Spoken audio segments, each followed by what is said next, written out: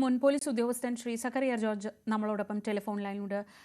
ശ്രീ സക്കറിയ, ഈ ദൃശ്യങ്ങൾ കൂടി പുറത്തു വരുമ്പോൾ നമ്മൾ സ്വാഭാവികമായി സംഭവിച്ച കാര്യങ്ങളിൽ നിന്ന് തന്നെ ജയിലിൽ ഉണ്ടായിട്ടുള്ള വീഴ്ച, അനാസ്ഥയെക്കുറിച്ചൊക്കെ പറഞ്ഞിട്ടുണ്ടായിരുന്നു. ഈ ദൃശ്യങ്ങൾ കാണുമ്പോൾ അറിയാം എത്രത്തോളം നിസ്സാരമായി അല്ലെങ്കിൽ എത്രത്തോളം അശ്രദ്ധയോടെയാണ്, അനാസ്ഥയോടെയാണ് ജയിലിനകത്ത് കാര്യങ്ങൾ നടന്നിരുന്നത് എന്ന്. 1:15 ഈ അഴിയിൽ നിന്ന് പുറത്തു വരുന്ന ദൃശ്യങ്ങളാണ്. ഈ ദൃശ്യങ്ങൾ നോക്കാൻ അവിടെ ഉദ്യോഗസ്ഥരുണ്ടാവേണ്ടതാണ്. ദൃശ്യങ്ങളില്ലെങ്കിൽ വേണ്ട, നേരിട്ട് പോയി നോക്കേണ്ടതാണ്. ഇതൊന്നും നടന്നിട്ടില്ല. അയാൾക്ക് അനായാസേന അവിടെ നിന്ന് കടക്കുന്നു, തിരിച്ചു വരുന്നതും ഒക്കെ ഈ ദൃശ്യങ്ങളിൽ കാണാം.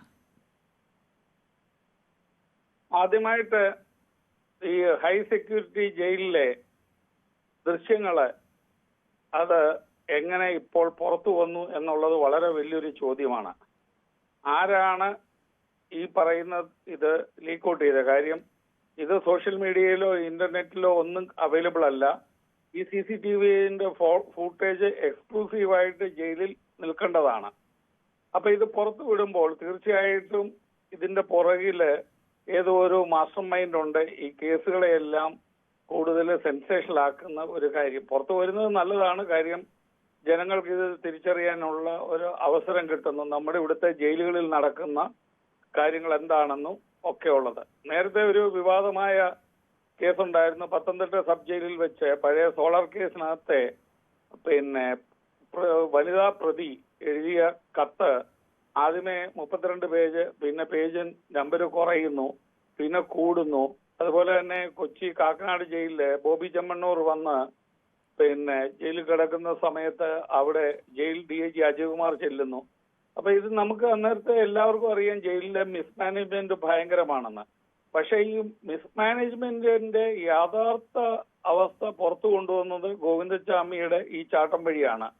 പക്ഷെ ഇതിൽ നിന്നൊന്നും പാഠം പഠിക്കാനൊന്നും പോകുന്നില്ല. ഇതൊക്കെ ചെറിയ ചെറിയ കാര്യങ്ങളാണെന്ന് പറഞ്ഞ് ഇവരെല്ലാം ഇത് തള്ളിക്കളയും. അപ്പൊ ജയിലിൽ കിടക്കുന്നവനും ജയിലിന് പുറത്ത് നിയമം അനുസരിച്ച് ജീവിക്കുന്നവനും തമ്മിൽ ഒരു വ്യത്യാസവും ഇല്ലാത്ത ഒരവസ്ഥയായി. പിന്നെ ജയിലിൽ കൂടെ ഈ മുറിച്ചു കഴിഞ്ഞിട്ട് അയാൾ ഒരിടത്ത് കുറച്ചു നേരം ഒളിച്ചിരുന്നു എന്ന് പറഞ്ഞത് ഒരു കാര്യമാകാൻ സാധ്യതയുണ്ട്. കാര്യം ഇവർ അറിഞ്ഞു കഴിഞ്ഞ ഉടൻ തന്നെ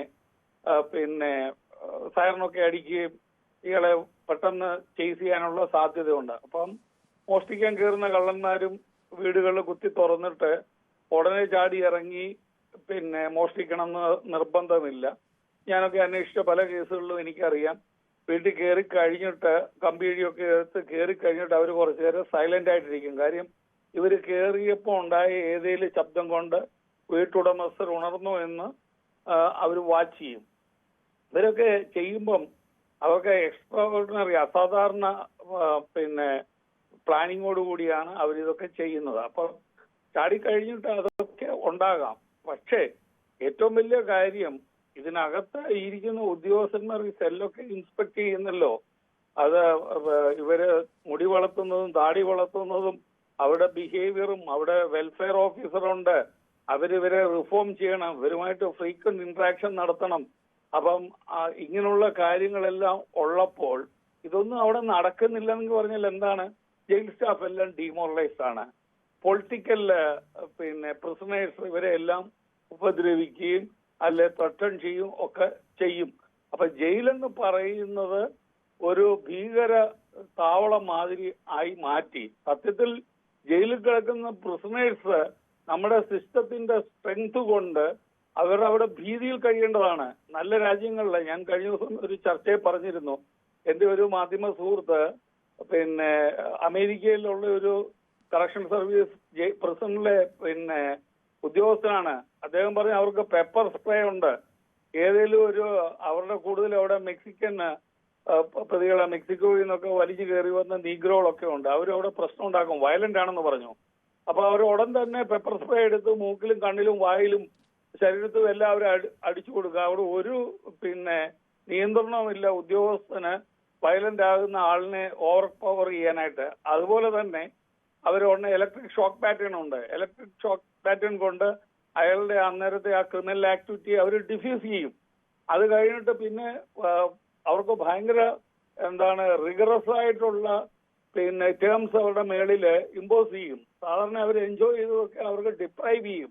നമ്മൾ ജയിലിൽ ഹ്യൂമൻ റൈറ്റ്സും ഒക്കെ പറയുന്നുണ്ടെങ്കിലും ജയിലിനകത്ത് വയലന്റ് ആകുന്നവരെ, ഇപ്പൊ ജയിലിലെ സ്റ്റാഫിനോട് ചോദിച്ചാൽ അവരെ തല്ലുന്നവരുണ്ട്. പരാതി പറഞ്ഞു കഴിഞ്ഞാല് ഈ പറയുന്നവരെ സീനിയർ ഉദ്യോഗസ്ഥരും വഴക്ക് പറയും. ജില്ലാ ജഡ്ജിന്റെ ചുമതലയുള്ള ഇൻസ്പെക്ഷൻ വരുമ്പോൾ അവരെ വീണ്ടും കുറ്റക്കാരാക്കുവാണ്. ജയിലിലുള്ളവർക്ക് കുറ്റവാളികളാണ്, അവരെ എന്തും ചെയ്യുമെന്നുള്ള ഒരു ചിന്ത എപ്പോഴും നമ്മുടെ വ്യവസ്ഥിതിക്ക് വേണം. അത് നമ്മൾ ശ്രദ്ധിക്കേണ്ട ഒരു കാര്യം സർ, ഇതിപ്പോ ഒറ്റ ദിവസം കൊണ്ടല്ല ഇങ്ങനെ വളരെ അവിചാരിതമായി ഉണ്ടാകുന്ന, കോടതിയിലേക്ക് ഹാജരാക്കാൻ കൊണ്ടുപോകുമ്പോൾ ചാടിപ്പോയതൊന്നുമല്ല. എത്രയോ നാളെടുത്ത് അഴി മുറിച്ചു മാറ്റിയിരിക്കുന്നു. അതീവ സുരക്ഷാ ജയിലാണെന്ന് പ്രത്യേകം ആലോചിക്കണം. ആ അഴി മുറിച്ചു മാറ്റുമ്പോൾ താഴെ നൂലുകൊണ്ട് കെട്ടിയിരിക്കുന്നു, അത് പൂച്ച കയറാതിരിക്കാൻ. താടി വളർത്തുമ്പോൾ പറയുന്നു ഷേവിംഗ് അലർജിയാണെന്ന് പറയുന്നു. തടി കുറയ്ക്കാൻ ചപ്പാത്തി മാത്രം കഴിക്കുന്നു. ഇതൊക്കെ നമ്മളെപ്പോലെ ഒരു സാധാരണ മനുഷ്യൻ കേൾക്കുമ്പോൾ അസ്വാഭാവികമായി തോന്നുന്നുണ്ട്. ഈ ജയിലിനകത്തുള്ള ഗോവിന്ദചാമിയെ എത്രയോ നാളായി കൈകാര്യം ചെയ്തുകൊണ്ടിരിക്കുന്ന ജയിൽ ഉദ്യോഗസ്ഥർക്ക് ഇതൊക്കെ മനസ്സിലായില്ല എന്ന് പറയുമ്പോൾ അത് ബോധ്യപ്പെടാൻ അല്പം ബുദ്ധിമുട്ടുള്ള കാര്യങ്ങളല്ലേ?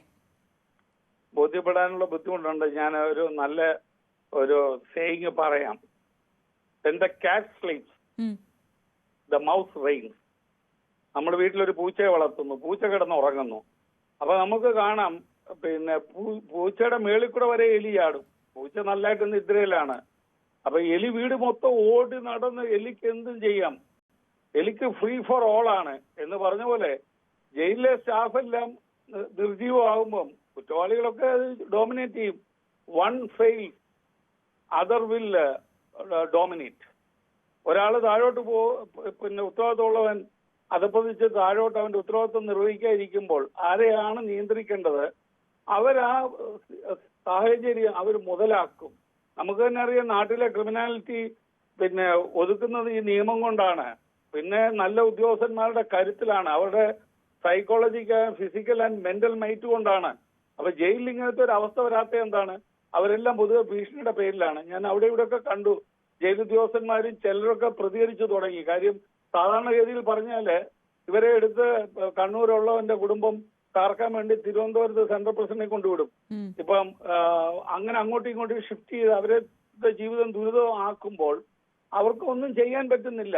ഇതൊക്കെ ഉദ്യോഗസ്ഥർക്ക് കൊടുക്കേണ്ട ഫങ്ഷണൽ ഫ്രീഡം, അവരുടെ അതോറിറ്റി എക്സേർട്ട് ചെയ്യാനുള്ള അവരുടെ റൈറ്റ്, ഇതൊക്കെ എസ്റ്റാബ്ലിഷ് ചെയ്യേണ്ട സിസ്റ്റത്തിലാണ്. അതാണ് മൊത്തം പരാജയപ്പെട്ടത്. അപ്പം ഇനി സെൻട്രൽ പ്രിസണിലേക്ക് വിയ്യൂരിലേക്ക് കൊണ്ടുവന്നു.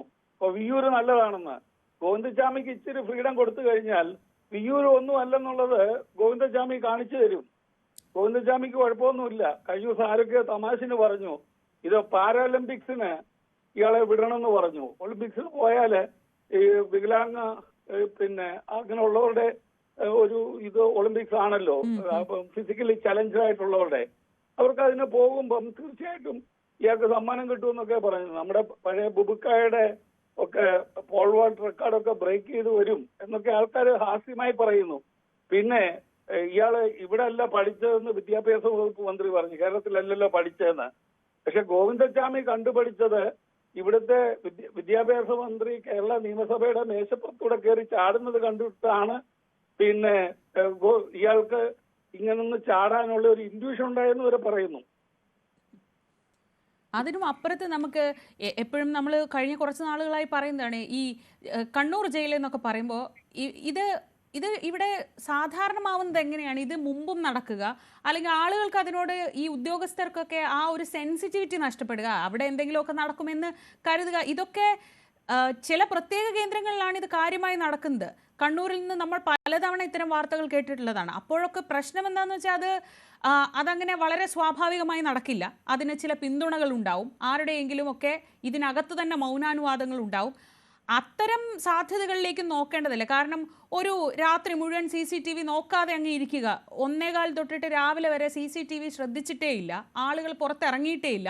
അപ്പോൾ ഇതിൽ മനഃപൂർവ്വമായുള്ള വീഴ്ച ഉണ്ടായിട്ടുണ്ടോ? ഈ അശ്രദ്ധയ്ക്കും അനാസ്ഥയ്ക്കും അപ്പുറത്ത് മനഃപൂർവ്വമായ വീഴ്ച ഉണ്ടായിട്ടുണ്ടോ? അതും കൂടെ പരിശോധിക്കേണ്ടതല്ലേ? മനഃപൂർവ്വമല്ല, അവരെ മാനസികമായി തളർത്തി കഴിയുമ്പം തീർച്ചയായിട്ടും അവര് പിന്നെ ഇങ്ങനെ ഒരു അവസ്ഥയിലേക്ക് അവർ ചെല്ലും. ഞങ്ങളൊക്കെ പോലീസ് സ്റ്റേഷനിൽ ഇരിക്കുമ്പം ചിലപ്പോൾ ഒരു പാറാവ് നിൽക്കുന്ന, സെൻട്രി ഡ്യൂട്ടി നിൽക്കുന്ന ഒരു പോലീസുകാരനെ പനിയോ അല്ലെങ്കിൽ ചിലപ്പോൾ പെട്ടെന്ന് വൈറൽ ഫീവർ വന്നതിന്റെ സിക്നസ് കാണും. അപ്പം അയാളെ തന്നെ ഡ്യൂട്ടിക്ക് ഇട്ട് കഴിഞ്ഞാൽ അവിടെ പ്രശ്നം ഉണ്ടാകും. അപ്പം പോലീസിൽ എന്ത് ചെയ്യും?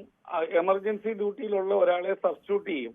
പിന്നെ ടേണിലായിട്ട് നിൽക്കുന്നതിന് പകരം ഒരാൾ ടേണുണ്ട്, അയാളെ അലേർട്ടായിരിക്കണം. ടേൺ ഡ്യൂട്ടിക്കാരനെ ഡ്യൂട്ടി കയറ്റും. എന്നിട്ട് എമർജൻസി നിൽക്കുന്ന ഒരാളെ നമ്മൾ അവിടെ മൂന്നാമത്തെ ആളായിട്ട് കയറ്റും. അപ്പൊ ഇതെല്ലാം അവിടുത്തെ മാനേജ്മെന്റിന്റെ ഒരു ഭാഗമാണ്. പക്ഷെ അവിടെ എല്ലാം നിർജീവമായി കിടക്കുമ്പോൾ എന്ത് കാര്യം? ഞാനൊരു സബ് ജയിലില് മനുഷ്യാവകാശ കമ്മീഷനിൽ അന്വേഷിക്കാൻ ചെല്ലുമ്പോൾ ഉച്ചയ്ക്ക് ഇവർക്ക് ആഹാരം കൊണ്ടുവരുന്നു. ഇവർക്ക് ജയിലിൽ ആഹാരം കൊടുക്കുന്നതിന് മുമ്പേ നമ്മുടെ VVIPs, president, vice president, prime minister, ഇവർക്ക് ആഹാരം കൊടുക്കുന്ന പോലെ ഈ ഫുഡ് കൊണ്ടുവന്നിട്ട് ജയിൽ സൂപ്രണ്ട് ടേസ്റ്റ് ചെയ്യണം. ഫുഡ് ടേസ്റ്റിംഗ് ഓഫീസേഴ്സിനെ വെച്ചിട്ടുണ്ട്. പ്രസിഡന്റും പ്രൈം മിനിസ്റ്ററും ഒക്കെ വരുമ്പോൾ അവരുടെ ഫുഡ് കൊടുക്കുന്നതിന് മുമ്പ് അരമണിക്കൂർ മുമ്പേ അവർ ടേസ്റ്റ് ചെയ്തിട്ട് നോക്കി അവർക്ക് കുഴപ്പമില്ലെന്ന് കണ്ടാലേ പ്രസിഡന്റും ഒക്കെ കൊടുക്കുള്ളൂ ആ ഫുഡ് എന്ന് പറഞ്ഞ പോലെ ഇവര് കുക്ക് ചെയ്തൊരു ട്രേക്കകത്ത് കറികളും എല്ലാമായിട്ട് കൊണ്ടുവരും. അതിനകത്ത് ഓരോ സ്പൂൺ ഇട്ടേക്കുവാണ്. അപ്പോ അത് എടുത്ത് ജയിൽ സൂപ്രണ്ട് ഇത് ടേസ്റ്റ് ചെയ്ത് നോക്കും. അത് കഴിഞ്ഞിട്ട് സത്യസന്ധമായിട്ട് പറഞ്ഞാൽ എന്നോട് അന്നത്തെ ആ ജയിൽ സൂപ്രണ്ട് പറഞ്ഞു, സാറേ ഇവരെ കൊണ്ട് വലിയ ബുദ്ധിമുട്ടാണ്. ഈ ജയിലിനകത്തെ സെല്ലുകൾക്കെല്ലാം ഈ സെക്ഷൽ അരാജകത്വമാണ്, അൺനാച്ചുറൽ സെക്ഷൽ ഒഫൻസസ് അവിടെ നടക്കുന്നു. പുതുതായിട്ട് വരുന്ന ആൾക്കാരെ, ഈ വരുന്ന പ്രതികളെ, പ്രത്യേകിച്ച് ഈ ചെറിയ ചെറിയ കുറ്റകൃത്യങ്ങളൊക്കെ ആയി വരുന്ന ആൾക്കാരെയൊക്കെ ഇവരെല്ലാം അബ്യൂസ് ചെയ്യും. ഇതെല്ലാം പ്രശ്നങ്ങളാണ്. ഇതൊന്നും ഒരു പരിഹാരം നമ്മുടെ സിസ്റ്റം ഇത്രയും നാളായിട്ട് ഇതൊന്നും നോക്കുന്നില്ല. പ്രിസണിനകത്ത് ആബ്സല്യൂട്ട് പക്ക ഡിസിപ്ലിൻ വേണം. പക്ക ഡിസിപ്ലിൻ വേണമെങ്കിൽ ഇതിനെ നിയന്ത്രിക്കുന്നവർക്ക് സാമൂഹ്യ ബോധം വേണം. അതില്ലാത്തതാണ്